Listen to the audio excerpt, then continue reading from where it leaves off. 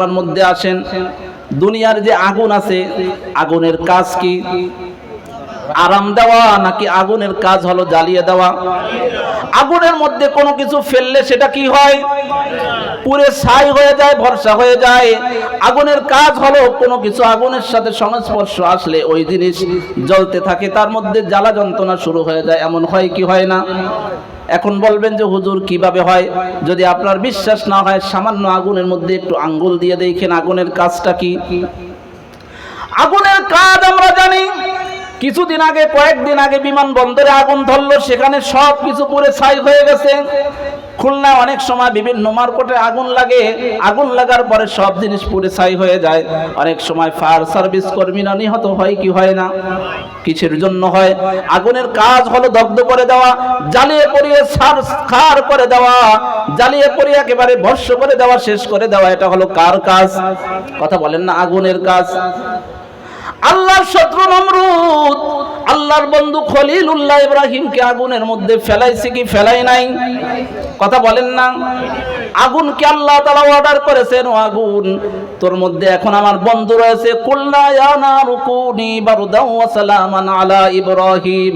ও আগুন, আমি তোকে এই ক্ষমতা দিয়ে আমি তোকে সৃষ্টি করেছি, তোর মধ্যে যা আসবে তুই পোড়াই দিবি, কিন্তু আমার বন্ধু তোর মধ্যে আছে, সুতরাং এই ক্ষমতা আমি তোকে এখন দেই নাই। আমার বন্ধুর জন্য তুই সব থেকে আরামদায়ক হয়ে যাবি। এমন ঠান্ডা হবে না যে ঠান্ডার কারণে আমার বন্ধুর ঠান্ডা লেগে যাবে, কষ্ট হবে। কারণ অতিরিক্ত ঠান্ডা এটাও কষ্টদায়ক, অতিরিক্ত গরম এটাও কষ্টদায়ক।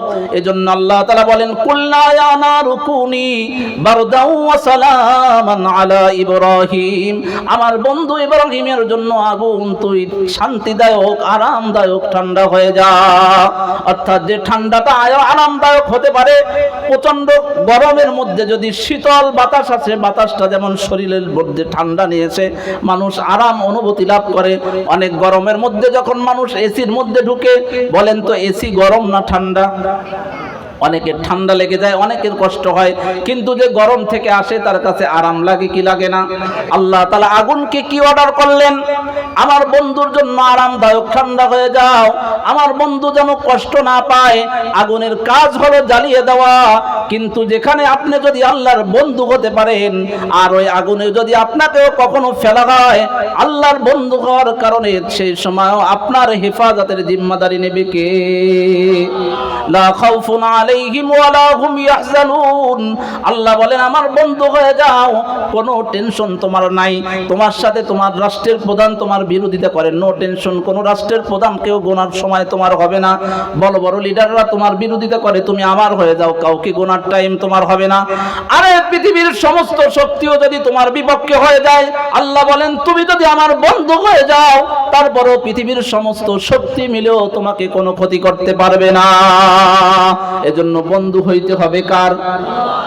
সকলকে আল্লাহর বন্ধু হইতে হবে। আমার আপনার আল্লাহর বন্ধু হইতে হবে, মা বোনদেরও আল্লাহর বন্ধু হইতে হবে। বিএনপি, আওয়ামী লীগ, জাতীয় পার্টি, জামাত ইসলাম, ইসলামী আন্দোলন, খিলাফত, মজলিস যারা আছে, সকলের কার বন্ধু হইতে হবে? কথা বলেন না। আল্লাহর বন্ধু হইলে দুনিয়াও কোনো টেনশন নাই, আখিরাতেও কোনো ভয় নাই।